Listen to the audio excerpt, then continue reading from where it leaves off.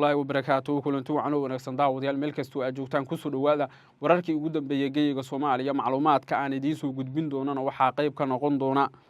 madaxweynaha dawladda federaalka ah ee Soomaaliya Xasan Sheekh Maxamuud oo toos u soo faragelinaya khilaaf la sheegay inuu ka dhex qarxay xubnaha ugu saameynta badan xisbigiisa waxaan ku soo gudbin doonaa macluumaadka amuurtaasi ku saabsan sidoo kale waxaan kula wadaagi doonaa garaadada maamulka waqooyi bari oo isla qaatay hal go'aan oo ah in la sii daayo 70 maxbuus madaxweyne Xasan Sheekh Maxamuudna uu ka qayb galay xafladda caleemasaarka iyana faahfaahinta ayaan ku siinayaa sidoo kale waxaan ku soo gudbin doonaa madaxweynaha hore ee Soomaaliya Maxamed Cabdullaahi Farmaajo oo ku soo wajahan magaalada Muqdisho qabanqaabada oo si weyn loo dareemayo iyo macluumaad amuurta ku saabsan qodobadaas iyo waxyaabaha kale nagu soo kordha ayaan saaxiibayaal idin faahfaahin doonaa ee soo dhawaada haddii tahay markii kuugu horeysana nagu soo biir subscribe dheh channelkan aad daawanaysid si aad ula socotid wararkii ugu dambeeyana muuqaalkan aad daawanaysid like saar internet plus waa adeeg ay macaamiishu ka heli karaan internet fiber ah ku hadal iyo IPTV ula socda receiver ay ku jiraan in ka badan 4,000 oo kanaal internetka guryaha ku shubo $25 oo hel internet xawaarihiisu yahay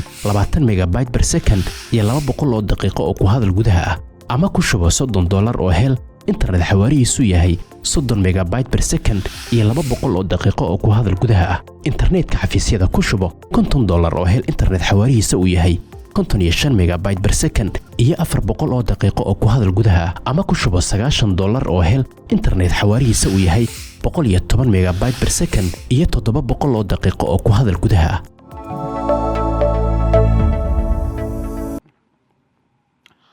xisbiga uu hogaamiyo madaxweyne Xasan Sheekh Maxamuud ee cadaaladda ama GSB ayaa la soo warinayaa in khilaaf xoog leh uu ka dhex qarxay xubnaha ugu saameynta badan xubnaha fulinta xubnaha joogtada ah iyo xubnaha goliyaasha deegaanka xisbiga ugu magacaaban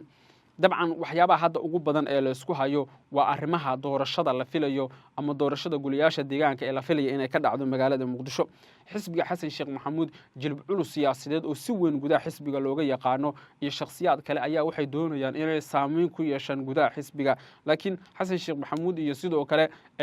shakhsiyaadka ka agdhow ayaa iyana waxa la soo warinayaa inay laba garab kala noqdeen garab la oran jiray daljir iyo garab hadda la yiraahdo damujadiid ayaa la soo warinayaa in ay markan aad u kala fogaanayaan sababtoo ah tusaale ahaan garabka uu hogaamiyo Cabdiraxmaan Cirro waa candhehe Cabdiraxmaan Odawaa oo ah ninka xogayaha oo xisbiga iyo garab uu hogaaminayo nin kale oo la yiraahdo wasiirka waxbarashada Soomaaliya Faarash Cabdiqaadir ayaa la soo warinayaa inay dabcan hadda aad u kala fogaanayaan internet plus waa adeeg ay macaamiishu ka heli karaan internet fiber ah ku hadal iyo IPTV ula socda receiver ay ku jiraan in ka badan 4,000 oo kanaal internetka guryaha ku shubo $25 oo hel internet xawaarihiisu yahay 20 megabyte per second iyo 200 oo daqiiqo oo ku hadal gudaha ah ama ku shubo $30 oo hel internet xawaarihiisu yahay 30 megabyte per second iyo 200 oo daqiiqo oo ku hadal gudaha ah internetka xafiisyada ku shubo $50 oo hel internet xawaarihiisu yahay 55 megabyte per second iyo 400 oo daqiiqo oo ku hadal gudaha ama ku shubo $90 oo hel internet xawaarihiisu yahay 110 megabyte per second iyo 700 oo daqiiqo oo ku hadal gudaha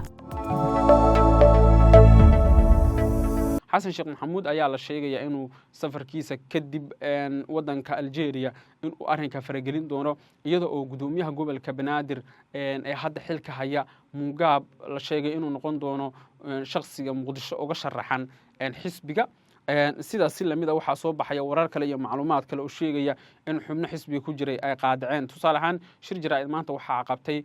gudoomiye Madaale oo tir dhow jir Muqdisho xilal ka soo qabtay wuxuu sheegay in la khiyaamo isdawmirin ay jirto isagoo sheegay inay qaadayaan tallaabo taasoo loo arkay inay tahay dharbaaxo xisbiga ku dhacday maadaama rag culus meesha ay ka baxay rabaan hadaanan si degdeg ah xal loo helin waxa sidaas lamid jirta aragtiyo kale oo ay soo jeediyeen dad khubaro oo aaminsan in bal xaaladda hoos loo fiiriyo xisbiga Xasan Sheekh Maxamuud xilligan uusan kala dhantaalmin waan eegi doonaa saaxiibayaal wixii ku soo kordha hadii Allah uu dal raali ka noqdo markana madaxweynaha sagaalaad ee Soomaaliya Maxamed Cabdullaahi Farmaajo ayaa imaanaya magaalada Muqdisho maalinimada berri hadii Allah uu dal raali ka noqdo Farmaajo waa mid ka mid ah siyaasiyiinta ugu shacbiyada badan Soomaaliya wuxuu u tartamayaa xilka madaxweynaha Soomaaliya isbahaysiyo culus ayaa Farmaajo garabkiisa ka baxay oo Fahad Yaasiin ayaa ugu tuhun weyn khubarada hadda arrimaha la socota waxay leeyihiin Fahad Yaasiin iyo sidoo kale khubarada kale waxay aaminsan yihiin in farmaajo xilligan tabar iyo taagba uusan haynin oo laga guulaysan karo sidaas si lamid ah toddobaadii la soo dhaafay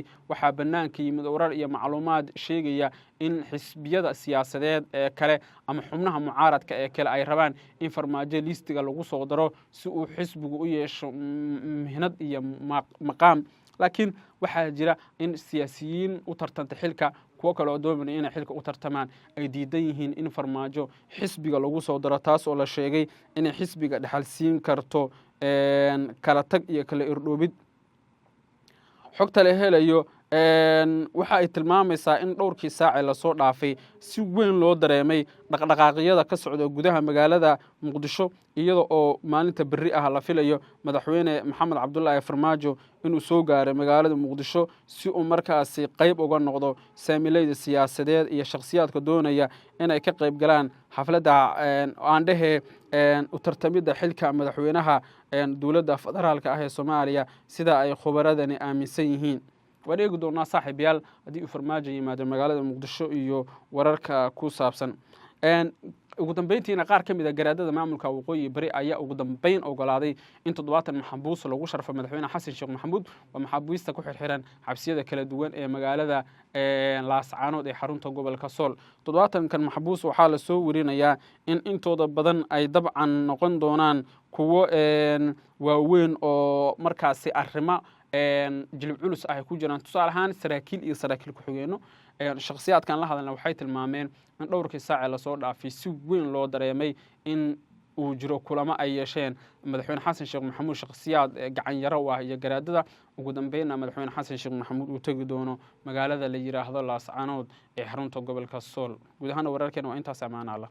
internet plus waa adeeg ay macaamiishu ka heli karaan internet fiber ah ku hadal iyo IPTV ula socda receiver ay ku jiraan in ka badan 4,000 oo kanaal internetka guryaha ku shubo $25 oo hel internet xawaarihiisu yahay 20 megabyte per second iyo 200 oo daqiiqo oo ku hadal gudaha ah ama ku shubo $30 oo hel internet xawaarihiisu yahay 30 megabyte per second iyo 200 oo daqiiqo oo ku hadal gudaha ah internetka xafiisyada ku shubo $50 oo hel internet xawaarihiisu yahay 55 megabyte per second iyo 400 oo daqiiqo oo ku hadal gudaha ama ku shubo $90 oo hel internet xawaarihiisa uu yahay 110 megabyte per second iyo 700 oo daqiiqo oo ku hadal gudaha